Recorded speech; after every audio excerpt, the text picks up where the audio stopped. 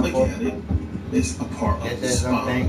This is the Brahmanic tube, which basically represents the spine as well, or the spiritual spine. It deals with masculine and feminine energy. It deals with the Kundalini.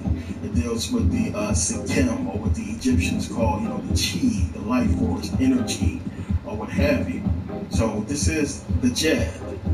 And when you get into, you probably heard about it or seen it before in a lot of Egyptian glyphs or whatever. But when you get into the Jed stone, remember before I was talking about how these gods are in us. Again, Osiris, the spine. This is basically what it's representing. You got the pickup point on your GPS? Okay, all looks cool from here. Just collect the goods and bring them to the warehouse. That you'll see Osiris, you'll see behind him the Jed, and again, it's representing the spine, the spine behind you. So again, as I keep saying, I make videos for a reason. Now, when you're talking about consciousness creating energy, creating matter, when it's dealing with material, what are we talking about here? What part of the brain are we talking about? And we understand that consciousness creating material is dealing with the lower brain. It's dealing with the serpentine energy, the reptilian energy of the brain. So now when you understand this, when you understand what the Jed is, when you understand energy and consciousness, then this right here will make a lot more sense to you. Take a look. Now, when a lot of people saw this, they first thought it was electricity. And that's not a bad thought. As I'll explain later. You're not wrong to say electricity here. But this represents Osiris. And Osiris having the control over consciousness and energy. This is why the hands are grabbing the serpent. It's having control over the reptilian energies, the reptilian brain. You cannot have control or move your arms or, control on a physical sense as you would think you're controlling something with your hands. You're physically controlling something. But on a spiritual sense, they try to represent it with the arms grabbing the serpent or the serpentine energy.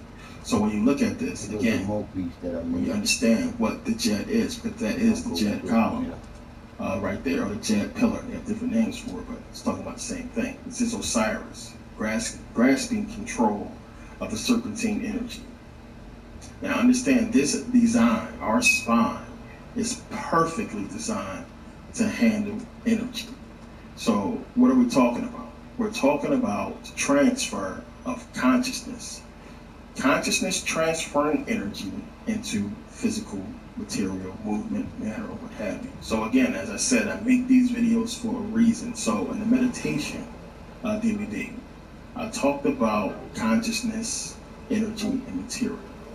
I talked about how a thought of sex, which is consciousness, creates energy, and that energy travels to the hippocampus, down the fibers of the choroid plexus, to the fornix, down the spine, to the sacral nerve. That's energy, and causes an erection. That is the material, physical. Now, you have to understand again, this is about consciousness, energy, and material. It's just that simple. So it's the same process when you are actually having sex. Most people think that, well, it's just the vagina and the penis, the reason why everything feels so great. But what is actually taking place is you are coming together on a conscious, energetic, and material or physical level. So you're talking about the transfer of energy. Our spine is designed perfectly to handle the transfer of energy. The Jed is talking about that. Now, when you go out and you look at power plants, you see this design. Look around, you'll see it. Look at power plants, you'll see that design. It's just like the Jed. Look at spark plugs, you see the same design. When you look around at a lot of movies that you've probably seen before, you'll see this design. It's dealing with the energy of the brain, or the consciousness creating this energy that travels down the spine, which causes you to move. Plain and simple, to react with reality, the physical world. And this is what it's talking about. Power Rangers, Zordon, you see the electric things on the side. You'll see this stuff a lot in a lot of places. Back again to Demolition Man. Remember on Demolition Man, remember the little glow sticks they had, those sticks that he used when he shot the guy on top of the head. You see the electric created there, but you look at the design, it's just like the jet. I'm trying to tell you something. But this design is perfect for transferring energy, and you understand that. And it's basically represented by, the spinal column, or the jad, which is Osiris. And Osiris is a few things, but in this aspect is what it's talking about when it's referring to Osiris. It's talking about the control of energy, plain and simple. So now, when you look at the Egyptian Book of the Dead, when you look at plate 2, which is the hymn to Osiris, you see the jad there. You see the jad. You don't see the normal representation or drawing of Osiris, but the jad is there. This is the hymn to Osiris, so it's talking about Osiris. So, the jad, you'll see it all over the place. And when you kind of sort of look at the base of a light bulb, it looks like the jad. You look at the king or the chessboard, it looks like the jad, certain chessboards. You see it in so many different places. The jad is also called, as I said, the jad column or the jad pillar. The jad is also called the house of Osiris. And it's funny when you look at Chinese pagodas, they sort of kind of look like the jad a little bit when you look at them. So, it's everywhere. It's in so many different places when you take a look at it. And, you see it in a lot of places around the world. The medical caduceus, you see, it's basically representing the serpentine energy, the masculine and feminine energy, Kundalini rising, and you see it's basically going up. Basically the spine, what it's supposed to represent, and the two wings basically will be the corpus callosum, and it's leading to the third eye. It's basically a little brown thing, a little ball on the top it's talking about. So Egyptian high alchemy is basically about gathering that energy, as I said, gathering that energy so that, just like the medical caduceus, you have the serpentine energy, you have the masculine, feminine energy. Meriwether, for all your private security needs. How can I help? Going up the spine. Helicopter support unit will be with you right away. To reach, basically, the third eye. So you have the jad eye, Jedi. This is where they get it from. This is what it's talking about, becoming a Jedi.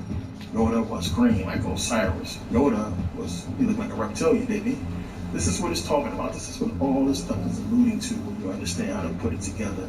And when you start looking at movies and understand how to break down the esoteric meaning, the whole metaphysics of it. It's talking about the Jedi. And this is what the Jedi is talking about. They're talking about the Jed, spine, Osiris. They're talking about Kundalini rising, the energy. They're talking about Egyptian high alchemy, the gathering of this energy in order to rise in enlightenment, to gain control of consciousness and awareness. Awareness is a major thing. Let me explain something to you, because a lot of people don't think like me. A lot of people don't think like this, I should say. But you have to think about how much your brain processes a day. Now, it is said that the brain processes about 70,000 thoughts per day. 70,000. That's a lot. If you had conscious control over 70,000 thoughts, you would never move. You would sit still, because there is no way it will be time for energy to be sent, to the body to produce movement. You're too busy being stuck every millisecond on a thought. So, this tells you, this is how powerful the subconscious mind is. We got you covered. There's so much power. I mean, even if you can't understand the implications of that, 70,000, and this goes into like vibration, vibrating on different frequencies. And we won't get into all that down the line. But remember, like between 50 and like 90 hertz or something like that is supposed to be like where we are. See you later. Everybody that's 80 and over is considered a genius. If you're vibrating at about 55, 54, this is where sickness occurs. And if you're vibrating under 45, this is where cancer occurs. So this is what it's talking about. So you're talking about being at a state of being, a state of consciousness, a state of energy that, allows you to surpass normal man and become something different, something great. And this is what they're trying to keep you from. So when you think about awareness and, being able to control, being aware of everything around you, being able to control what you are processing in the brain. It is something that a normal person cannot do. It's just something you can't do. And you notice how some people who we call them slow, like autistic or schizophrenic sometimes, or crazy. These people are processing so many thoughts consciously. This is why if you've seen a guy who had autism, he was autistic, and they flew him around, I think it was London or something like that, then he came back and drew it from memory. It's no problem for him. And it's no problem. We got a buyer. See this a lot, He wants to make the exchange in international waters, so the goods are loaded onto a boat down at the docks. Get it out to the drop-off, and we got our money. A lot of their brain can calculate so much really fast. It's real easy for them. Take an IQ test. They'll let you know where you at. Then go meditate for a couple months and take that IQ test again and see how much smarter you became. I'm telling you, it's no joke. It's no joke. That's why I get into all this. You gotta, take it in. We already dispatched the car to you. Sorry about the delay. It's fact and truth. I understand more. As I tell you, don't listen to me. Don't accept none of this stuff. You don't have to. You can go do the research on your own. I try to spare you, that time and everything like that. So really look into it. But this is what it's all alluding to. And somebody got on me about wearing a Star Wars shirt. I think one of my videos, I think I wore a Sith shirt or something like that. People don't understand. And if you didn't get it yet, Satan, Baphomet, the Sith, Jedi, what have you, all these things that is witchcraft, voodoo, what have you, all these things that is considered evil are evil to keep us from it. These are the real powers. As I said, nothing that they are doing is illegal. I hate to say it, it's not. We are accepting this stuff. If I walk up to you and say, hey, can I punch you in the face? If you say, yeah, you got punched. If you say no, okay, that's it. This is what we're doing.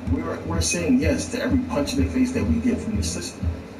We're accepting the poison, taking it in. So now, as I was talking about before, how the pharaohs had control of the reptilian brain, control of the limbic system, the higher brain. And when you look at the pharaohs, when you go back during that time, the pharaohs was referred to as, it was called the living horrors.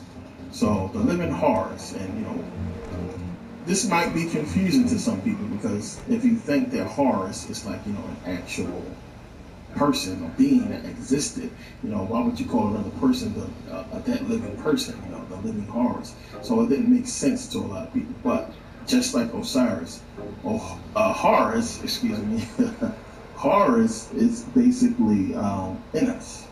Horus, Ra, same thing. Horus, Ra, Wajed, same thing.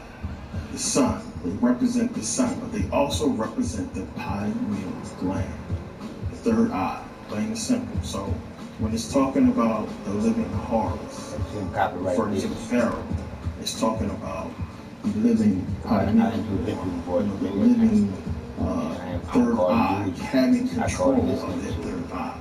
So the pharaohs was called the living Horus, and Horus refers to the pineal gland. So this is going to take me into, Wajed and Nekbet and understanding what they are really about. So when you look at Wajed, Wajed is the original. She's the cobra, as you can see. She's the original third eye. She's the original Ra, or the original Horus, so to speak, the original representation of the pineal gland and the sun. That's Wajed. When you look at Nekbet, the vulture, which the vulture is a bird. The vulture, or Wajed. Hello, you're through to Merriweather Security Consulting. What can I do for you? And the limbic system is called the bird brain. So you have Wajed, which represents Call the back pineal soon. gland, third eye. Nekbet, which represents the limbic system, which is called the bird brain. Why the bird brain? The bird brain, because when you look at parrots, they have a limbic system, and their limbic system functions almost the same as humans, which is why parrots can talk, which is why parrots can basically hold a conversation. If you remember Iago, from Aladdin. He was Aladdin. He was basically a human in a parrot body. The dude had a consciousness of his own, and attitude, and a whole style. You know, he had a swag. Iago wasn't no joke. You know, voiced by Gilbert Gottfried, who was hilarious. He can hold a conversation. He can ask questions. You know, this is what they're alluding to as far as the power of the limbic system existing in a bird brain. It's not primitive as we think. Now you remember a woman named Irene Pepperbird, I was her name. She had the African gray parrot named Alex, I believe was his name. And remember, she taught that parrot a lot. Her and that parrot basically had conversations. The parrot asked questions, and they did a lot of things together. And she basically proved that, you know, it's possible for parrots, and they believed that one time this was possible. You need something, huh? One of your rides? Let me know. You know, but with people, they was able to do such a thing. She basically went into that whole thing and basically proved it. You know, it was a big deal, but this is what it's alluding to when it's talking about the limbic system being the bird brain. You know, the limbic system, which controls your ability to comprehend and to learn and everything like that. This is why, why the parrots are able to do, you know, such a thing, and learn and talk and understand and comprehend. And, you know, just I'll bring it to you. You know, as like us on a small level, because their brains are small. But it just, again, goes to show you the power of the limbic system. So, it is very possible that Wadjet and Nekbet, as Egyptologists will tell you, it is very possible that they represent the rulership of the Upper and Lower Egypt. But I think, from my research, that Wadjet and Nekbet represents the rulership or the control of the upper and lower brain, the higher and lower brain. Wadjet is also representing the reptilian energy, not just the pineal gland that's higher, but the reptilian energy that's lower. Two things, as I said, you know, you find some things that can represent two separate things, and I'm going to prove this to you in a second. And then you have Nekbet, you know, representing the limbic system, which would be considered higher, which is lower on the Uranus for a reason. And when you have the serpent representing basically higher and lower energy, the reptilian brain as well as the pineal gland coming together, and its power. Now, I have my big tuck up here for a reason, so that I can show you this. So now we have Wadjet, Nekbet, right? Wadjet, again, representing the third eye, the power of the third eye, along with the control of the reptilian brain. And you'll see this a lot, and this is what I believe that the pharaohs had control over. Either it was about gaining this power, or that they had this power, which I think they did. And being able to wear this headdress symbolized that you did have this power, because we see it with some of the women rulers as well, but not with everybody in Kemet. So, you know, it's another thing that I'm going to get into in another video about the headdresses. We're going to get into that and what they mean, because they are alluding to things that has to do with nature reality, which is what this stuff really is all about. We're going to get into that though. A lot of the headdresses is telling you stuff. You got to pay attention to the design and the way it's shaped, and you'll kind of sort of be able to pick it up as you learn what these headdresses really mean and why they wore them. But Wadjet again, masculine feminine energy, Kundalini rising, control of the reptilian brain, control of the third eye, and we see it here. You have Nekbet symbolizing the limbic system, the bird brain, which flies the vulture, the bird. Now, when you pay attention to this, if you've seen this before, if any of you have this in your house, then you're going to understand what I'm about to show you. Here you have Wadjet, the serpentine energy. You see the headdress looking like a cobra, and when you turn it around, it's leading to what? It's leading to the jet. And here you have the jet right here. Look at where it's located, on the back, symbolizing the spine, Osiris. So, this is what it's about.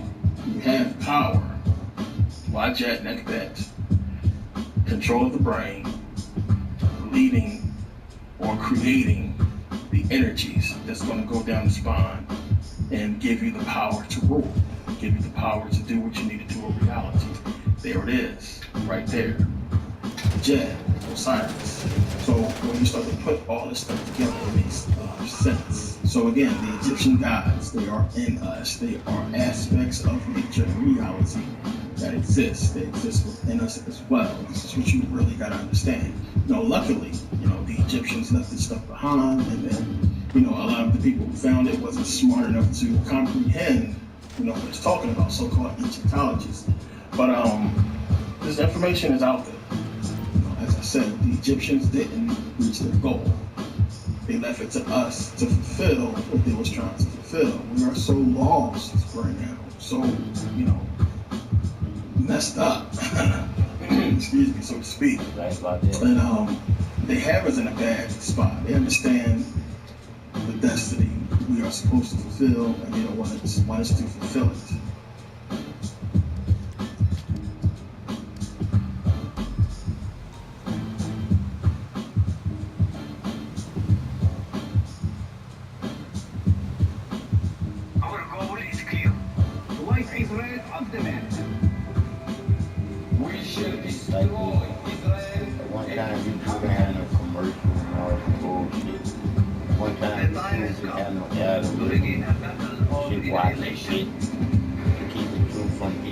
We should go in now. And what is your great strategy for that? People felt like there is going to be a second Holocaust.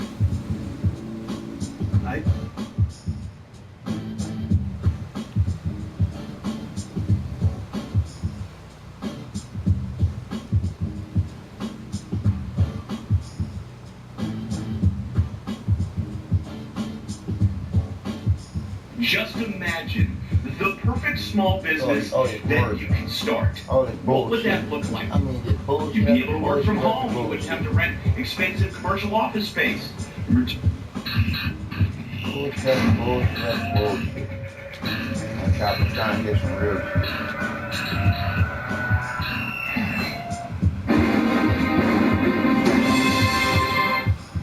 bullshit on top of bullshit. I'm trying to get some real shit. And tell us how the algorithm is set to keep you docile.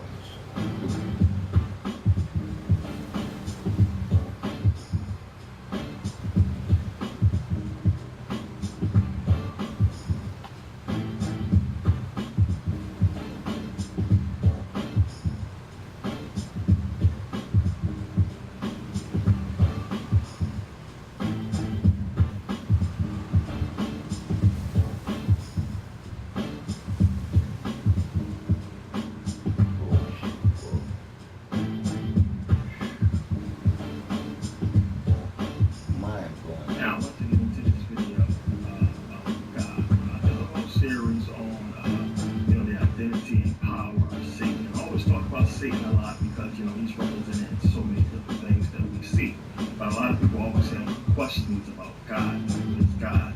A lot of people, when they first discover this information, when they start becoming conscious, a lot of people still can't let go, of Jesus and the whole aspect of God. A lot of people ask, who do we pray to now that, we find out the Bible is not true? And I always tell people, well, you want to have the concept of a prayer and asking God on your knees, for forgiveness or for some kind of material possession, if it wasn't for religion. And a lot of people get confused behind the metaphor of praying, which is actually basically like meditation. And it's basically what Jesus is telling you to do, as I broke down in that Getting the Bible Christianity About the Explained video. He's talking about going in. Remember, he said to the preachers, Jesus said they don't like the preachers because they don't allow people to go in, and they don't go in themselves. He's talking about going in meditation. I got into that in the series. So a lot of people need to realize that, when you start becoming conscious and getting into this information, you have to leave the old religious ideology alone. You have to really understand the Bible. And I think a lot of people can see now from the DVDs, from the last few videos I've been putting out, especially on the the Identity of Satan series about, why the Bible say certain things. And, to some people, and I always tell people, you can't just shun that Bible. I can't do what I do without the Bible. I just can't do it. The Bible is the key to it all. It's the key. And understanding the codes to it and how it's metaphorically speaking about a lot of things is going to lead you down the path. It's going to lead you to a wealth of information. I couldn't have found Kenneth if it wasn't for the Bible. I couldn't have found astrology if it wasn't for the Bible. I couldn't find, the hidden meaning of, what Jesus is talking about the prophecy, the promise, which, when I say it all leads basically back to the woman in the womb. So all this stuff is all in the Bible. You got to really read the book and understand it. I have a series coming up, a long series we're going to do with the Bible, from Genesis all the way to Revelation. I'm going to go through the whole book. And it's really going to help you understand and be able to pull out the parables of the book. Now, the last couple videos I put out, getting into the censorship of YouTube, and I just want to let people know I'm going to keep doing what I'm doing. I'm not going to let it stop me. And if a video of mine is taken down, you will find it on my website at kNOw.com. So I'm going to make sure I start doing once I get back to America, because I don't have access to the site from here, from this country. And once I get back, I'm going to start making sure that all my videos are on that. Every new video I put up is going to be on that first page. If you have a computer, if you watch from your laptop, the site works fine. I haven't got the phone site up and running yet. I'm going to change the entire site to something much better, which is another reason for the GoFundMe page. And thanks to the people who have donated so far, who have purchased DVD. But I'm going to update that site and get it to a better standing condition, a better working condition. I just haven't had the time yet. But I want to get into this because a lot of people always send me this question: what about God? And we got to understand what we have been told about God. God is all-knowing, all-powerful, knows all, sees all. And, God has been given these very human attributes. And a lot of people, just think that God is like a regular person. And when you start breaking that down and trying to comprehend God as a regular person, you can't do it. The reason why you can't do it is because it breaks down rationale. It really breaks down, common sense. When you think about a God that speaks about love, peace, and mercy, when you look at the state of the world today, we look at so many children starving to death and people killing each other all over the world. We look at slavery, a lot of stuff that happened, throughout the world. The ways the Bible describes God, this can't be a God who has this kind of emotions and feelings, because the world wouldn't be such a bad thing. One of the things that got a lot of people to look outside of the Bible, because all the witness is in the Bible. And I think that Jesus and God said it's not reflecting actual reality. And we don't understand. So it always comes back to you, the person, and being real with yourself as well. And I'm not joking, and I'm not being funny, but you know damn well when you pray, nothing happens. Try to follow the promise of Matthew. God is telling you, pray, ask, and you shall receive, what have you, you shall receive this, and now we know it's not true. And people delude themselves by believing in that promise, and they forget the rest of the message of the Bible and what Jesus is trying to actually say. And he says it so many times, you're God. God is within you. You got to that games here. And he's breaking it down, trying to tell you exactly what God is, who God is, who the Creator is. Now, when you take the metaphor of that, and you get deeper into it, you come out to basic answers. You have God, you have the Creator. And the Bible is clear on these two, except for a lot of people have to realize what God is, as far as God being, a man-made word. A man-made word created by man, and it's representing one of the people, and that is the power of the people. We take this God word and we put with it, everything's good, and, all this religious and emotional stuff, and we don't pay attention to what this really represents. What is that in the Bible? power. He is the authority. Plain and simple. We went into this in the whole 17th series. He's the power. He's the authority. The only thing that reflects this on this planet is a government system. Plain and simple. That's why I did the whole video on the government is that God Almighty, because it is. When you break down the metaphor of this God, it comes to the government structure, the government system. It's basically giving out authority. That is the power and authority on this planet, just like God is in the Bible. You know, God was basically, he's telling you in the Bible to do this, to not do this. Commandments, rules. Remember, Ezra has always pointed out, you know, same as our judicial court system in Ezra. So you have the Bible putting out these rules, this power, authority, and you know, if God leads behind it, that we find the same thing here in physical world. But it's funny how the Bible says, you know, that He put these people, God ordained these people, the powers that be, to basically be in charge of His power plan. And you have this represented by government churches. So it's not a coincidence. And when people start to make that connection between the two, we start to understand that the God that we think is this religious, spiritual, emotional thing is not so. On the back of the dollar, it's that thing, God we trust. They trust themselves. They are God. And everybody has this notion of God. But when you want to put it in terms, religiously, what the Bible is speaking about is speaking about the power of the government, the power of the people who are in charge, the power to be, and not some unseen being in the sky. On the flip side, we have the creator, we have the creation. And again, we have to know that. So a lot of people take God, God is the powerful, God is the creator. You got to separate the two, understand what creation and creator is. So when you understand the metaphor of the Bible, when the Bible is talking about being born again, and the kingdom of God being within you. And you know, you won't see the kingdom of God unless you are born again. And you know, it's talking about the being my home. And I wrote this down again. That thing, the Bible Christianity finally explained. Go and watch that video again. 6 hours. It's unbelievable. It'll change your life if you watch the whole thing. Put down the pieces for you. But this is what it's talking about. And it goes back again, you know, to something that a lot of people don't use. And you have to understand that you don't come from nowhere else. When you are born into this world, you come through your mother's womb. Your mother was birthed. This is how you come into earth, to the planet, through your mother, through your mom. And there's no way around that. So you can attribute a whole bunch of things to this unseen God that you never heard of and seen. When it comes to truth and fact, the Creator is your parents. Your mother created you in her womb.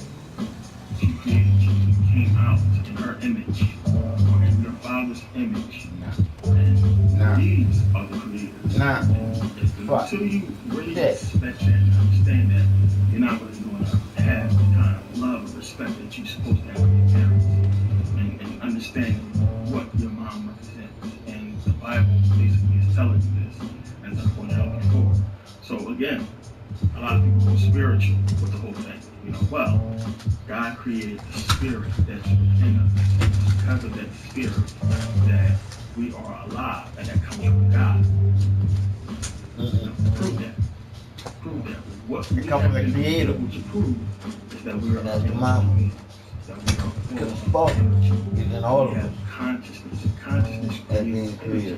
And this energy, once you get to the point where you know that you are responsible for everything you do, knowing that love unconditionally feel is for you, being the Creator in you. It's like real in me being that deep. Here, all because the person I am got tired of them through my video. So I decided to make my own music to go on my own video for you to know and listen to this scholar holler and tell y'all some of the truth. Because y'all don't believe me. Y'all see me as being crazy. And that's just God created God, I'm just God saying, okay, I want this woman to be pregnant, and that's God putting that soul inside that woman. Why does he need a man? This is God Almighty, God all powerful. He can just say, okay, you're pregnant now. Did it to Mary. Created man from the dust of the ground. So why would he need two people to come together to create? If this is his will, it's God's will that a baby is born into this earth and that a baby is put here. This is stuff you have to really think about.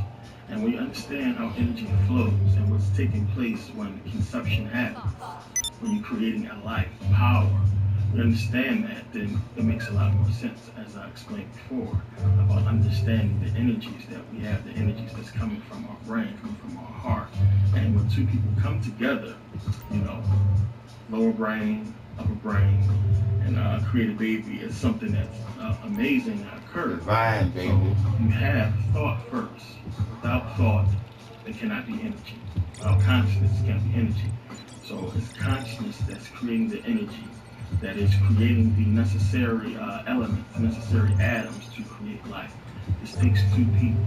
So it's not no God that's interjecting, that's creating. It's two people creating the energy to bring life. So when you understand that it's energy that creates the atoms, that creates the elements necessary to produce material, you can see how it's possible that two people can create a child. It's just that simple. So when you have the thought that occurs when two people about to come together sexually and they are stimulated.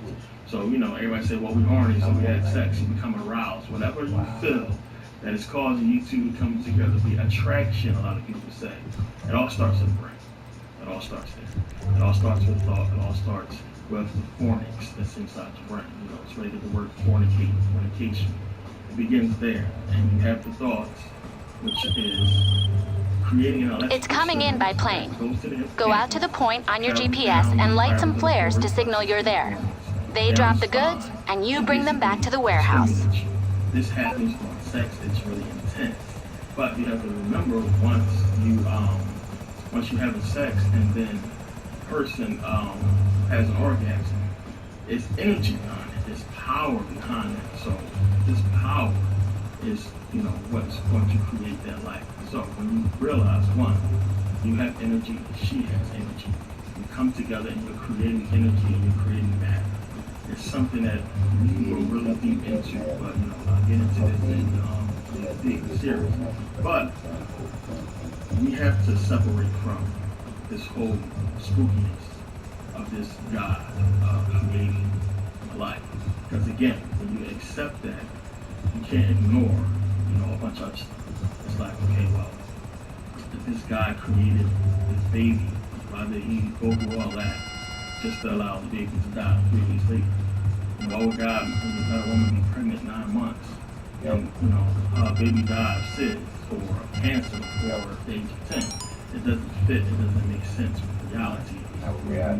Use that notion of this Almighty God in the sky, putting babies inside of women, for what reason? Now, a lot of people may not understand about that. It may sound spooky or weird to a lot of people, because a lot of people are not really into energy work, and how this whole thing works. You gotta understand, you go to bed at night, you're tired, you're drained.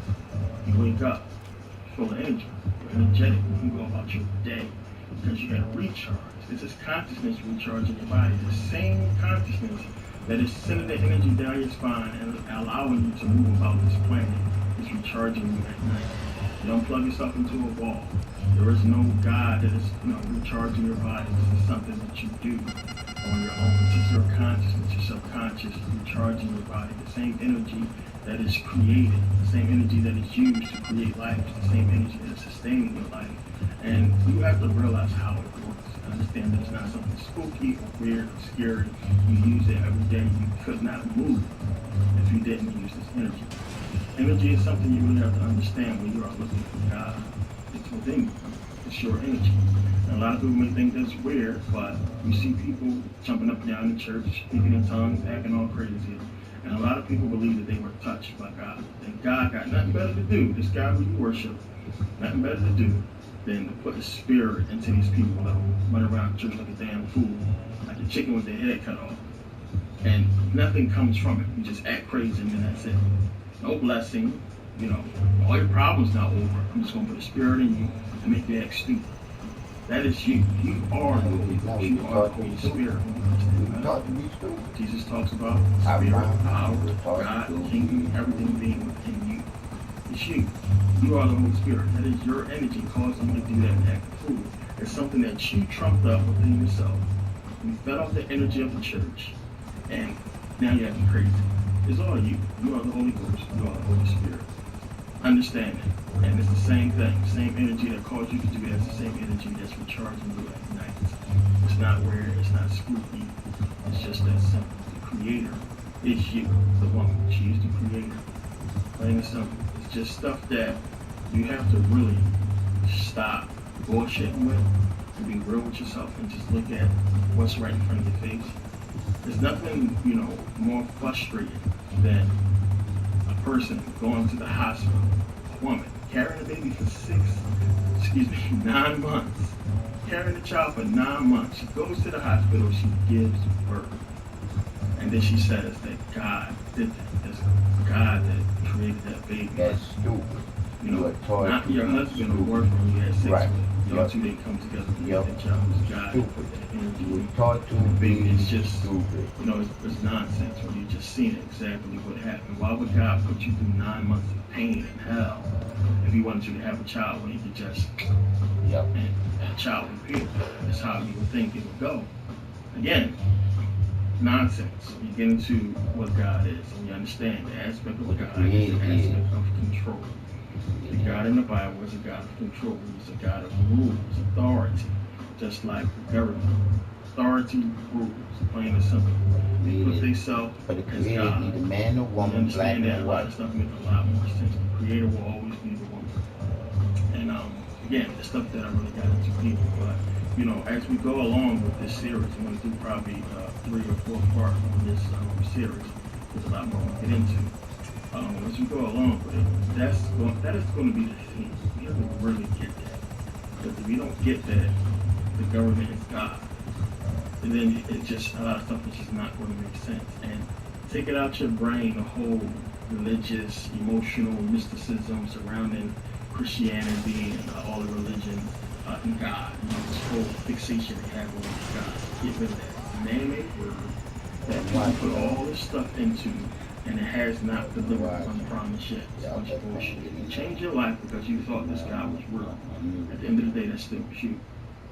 You know, you tricked yourself into, you know, making yourself a better life. You lucked up. You got lucky. But that's not the case for everybody else. And the Bible tells you God does not show favoritism. Shows should be no reason why you have a good life and, you know, 10 million people don't. And they believe in God just like you do. So, again, when we get into this whole aspect of God, it's government, the Creator, us, people, the power behind that is energy. The government's using our energy to do what they're doing. We're using our energy to create. There's a middle ground there, and this is where a balance should occur, but it's just not going to happen because they have an agenda, and then we have an agenda. You can't serve two masters. One of the reasons why the Bible says that you can't be on this government side and then be on the side of us, what we're trying to do. You can't be a Satanist. You can't be a Christian. And the only reason why it's a confusion on who or what God exactly is because a lot of people don't want to accept the fact that, you know, God is going to speak to you. He's not around. He doesn't reveal himself to you. You don't see, you know, the goodness of God in the way you should see it, the way that the Bible describes God to be. So again, when people see good stuff, and good stuff happening, people thank God, thank you, Jesus. Everything good, every little, you know, periodic, you know, randomly good thing that happens, which is in small cases, people attribute to God. So thank God, thank God, thank God, and man will happen. Every single thing that had happened, people attribute to sin. why, it's a confusion. A lot of people understand that God and Satan is the same. When you really break down and pay attention to it, it's the same being, the same thing. They reside in the same place. And we're more deeper into it, it's just the brain. But just look at it outwardly, and you have, again, government system of the same God. What has this government done? Nothing but kill, rape, slaughter, enslave people. Evil things. Allow people to starve to death, to murder each other. Put drugs and have people addicted to, a little powder, a little rock. Sick stuff that this government has done. And you look at what Satan is supposed to be responsible for, the same stuff that this government is for. The government is God. God and Satan is the same thing. It's just that simple. So, again, when I talked about in the whole series of Satan being lower brain, everything is dealing with material. It's pushing this whole materialistic agenda into God, which is this government system. They're pushing this whole materialistic agenda. They are allowing corporations to take control to get everybody addicted on Satan. Materialism. Everybody's materialistic. Everybody has to worry about money and survival and everything like that. The Bible tells you clearly that it's going to be very hard to get into heaven if you are rich. If you are rich, you are a little brain. You tend to worry more about money than spirituality. Now, being rich sometimes gives the person the freedom of having true spirituality, but a lot of people don't understand that. But it's the same thing. It's an attachment to the material. Because if you're rich, you're going to fight and scratch and do everything you have to do to stay out of the poorhouse. So you're going to really still be indulged in a whole world of materialism, whether you choose to or not. You have to. You just have to make sure your money right, make sure you're straight. So God is in fact the devil, plain and simple. Now that's just on, not even on a metaphoric level. It's just real. It's just what it is. When you look at it as far as how it's described in the Bible. So if you want to look at it outward, this is how you got to look at it. It's the same. Again, get rid of that God aspect. It is a man-made word that is really ascribed to the powers that be. The Creator is us. In any way, shape, or form, we create the materials in this world, just as simple. We create the lives in this world, just as simple. Before, when we first got here, it was nothing. It was nature. Everything was natural. Creation started because of men. Created women. Creation happened because of us. Anyway, you want to slice it. The person was born was birth. Creation happened because of us. Anyway, you want to look at it, the Creator is us. We as human beings. God is the authority, the power, the charge. If you look at it that way, you break it down that way, a lot of stuff is going to make a lot more sense to you. And you're not going to have this whole notion of who do I pray to, why is God not listening to my prayers, why is the promise of Matthew not coming true. And when you're stuck on brain, because let's keep it real, people who are praying for materialistic things, they're not praying because they want to get into heaven. They're praying and asking for help and salvation because they want their material life to be better. God tell you that, the meek shall inherit the earth. Being poor is the way to go. There's a reason behind that. Again, it serves two masters. You can't do that. It serves God, it serves Satan. God in the sense of government, Satan in the sense of being on the brain. The way it serves God or the government system is you're poor, you're stupid, you're dumb, you don't know nothing. So you're not trying to dethrone the powers that be. The way it serves Satan is because you're attached to materials and you're fighting and scratching to try to do what you can do to get the living materials to sustain your existence, your life. So you're still, even as a poor person, stuck in the materialistic world because you're trying to really get material. Unless you are truly the spiritual, who understands the balance of it, who gets it, who can walk that life and not be addicted to materialism and not worry and suffer because you don't have it. And it's just, what starts to talk about, what Buddha talks about. Life is about suffering. So, you have to prepare yourself for that. And, when you look at the stories about Buddha, about how, he's rich, he had money, and it didn't want to let him out. And when he got out and seen the suffering in the world, understand that life and suffering changed. And, it's really deep stuff when you think about it. This is the world today. It's controlled by God. It's controlled by Satan. Same being. You are the creator. You create things. That's what we're here to do.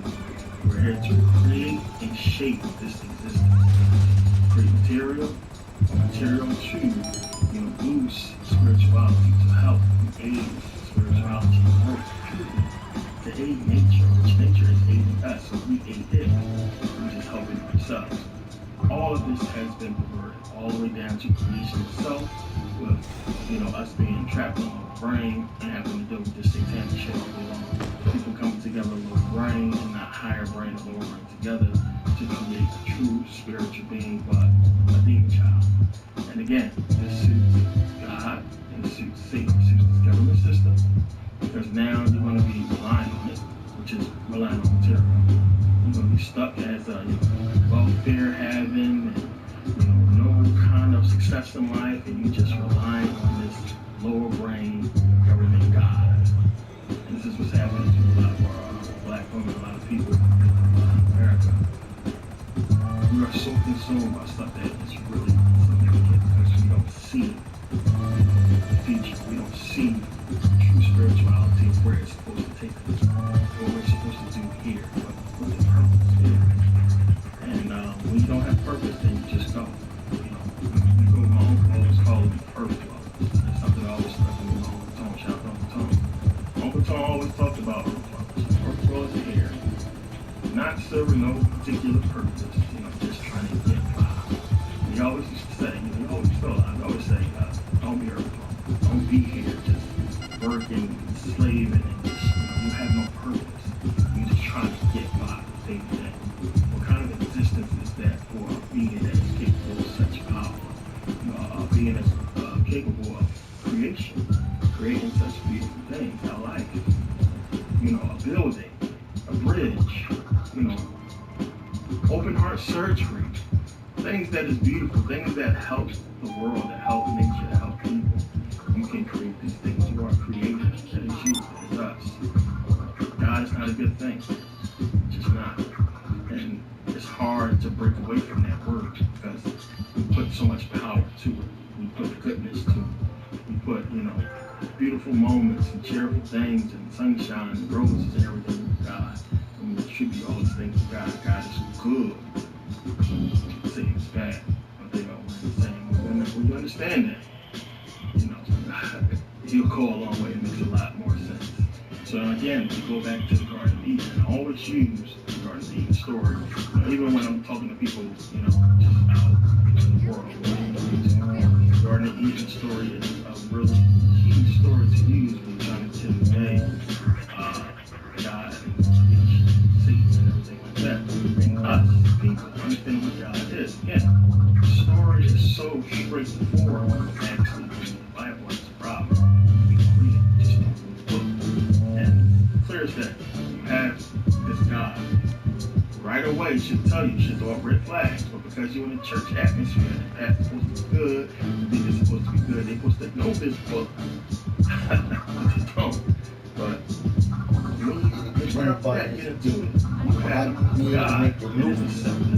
even though they took their beat machines away from me, trying to get $2 a motherfucking month for a motherfucking machine that I probably don't use that much. But when they saw what I could create from nothing, some bitches gonna cut me off. But I'm like this here, I know how the algorithm works. Fuck the algorithm, but in a loving, ill type of way. To know there is nothing but a head on a creator like me. I'm just saying. Because it can be broken, and it can be broken for something else to happen. And it's the whole conundrum of the whole Garden of Eden story. Of course, these go by now. The very fact that they're telling us not to eat it tells us that somebody's going to fight it. But what you got to get from that story is God is deceptive right from the very beginning. And his job and role is to keep you away from the power of becoming him. So when you look at the government in that aspect, and you say the government is God, putting all these rules in front of us to keep us from becoming it, when in essence, it's supposed to be there for us. We are supposed to be one and the same. It's supposed to be running this thing. How did it get flipped? So the government I get you debt. Right in hell. Satan. Reptilian brain. consume materialism. Wait till I lose that. Long enough to execute this agenda, then we will never become the gods we're supposed to become, which is exactly what has been happening for thousands of years now. We become consumed with materialism, we're scared to die, we're scared to be whole. So they created this thing called money that we have to really rely on. We can't do shit without it. And we have to do things to get this money. And the shit that people do to get money. I mean, unbelievable. We say sell their soul. Sell their soul. You sell out to the low right. You sell out to the materialistic right. And you're doing all this stuff. And you yourself look stupid, putting on the dress, or what have you, talking about killing your own people, and, you know, leading your people into prison cells. You're doing all this for materialism. Low right. For chains, gold, watches, money, cars, girls. Materialistic stuff caused by who? Satan? Yeah. But who's the one really behind it? Government systems. They're the ones who really are the puppet masters controlling all the strength. You have to go through the FAA, the past FCC regulation as a entertainment entity. This is government controlled stuff. So as we in the black community, we can put down so much for violence and everything like that. The music we listen to that is approved by the FCC and approved by all these people at the top running this thing, they hear it. They approve the music, they hear what it's talking about, and they approve it.